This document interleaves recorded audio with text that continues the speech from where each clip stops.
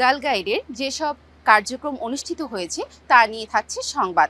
12 July 2025 Bangladesh girl guides অ্যাসোসিয়েশনের guide house প্রশিক্ষণ কেন্দ্রে কিকবক্সিংয়ের একটি ডেমনস্ট্রেশন ক্লাস অনুষ্ঠিত হয়।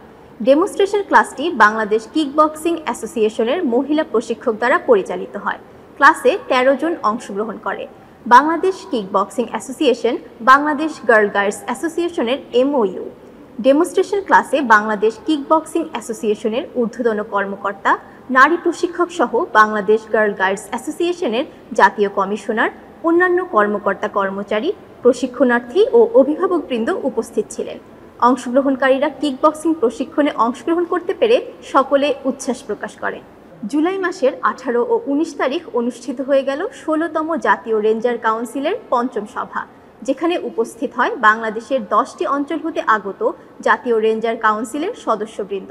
সভা পরবর্তী অংশে ছিল সময় উপযোগী দুটি কর্মশালা। কর্মশালার উদ্বোধন করেন অনুষ্ঠানের প্রধান অতিথি বাংলাদেশ গার্ল গাইডস অ্যাসোসিয়েশনের জাতীয় কমিশনার কাজী জেবুন্নেসা বেগম। বিশেষ অতিথি হিসেবে উপস্থিত ছিলেন প্রফেসর ডক্টর ইয়াসমিন আহমেদ।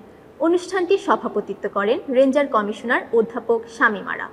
অনুষ্ঠানে ডেঙ্গু, চিকুনগুনিয়া ও করোনা সংক্রান্ত স্বাস্থ্য সচেতনতা বিষয়ক কর্মশালাটি পরিচালনা করেন চিকিৎসাবিদ ডক্টর তানিয়া রহমান মিতুল এবং প্রজেক্ট ম্যানেজমেন্ট বিষয়ক কর্মশালাটি পরিচালনা করেন বাংলাদেশ গার্ল গাইডস অ্যাসোসিয়েশনের প্রকল্প কর্মকর্তা মোহাম্মদ হাফিজুল ইসলাম।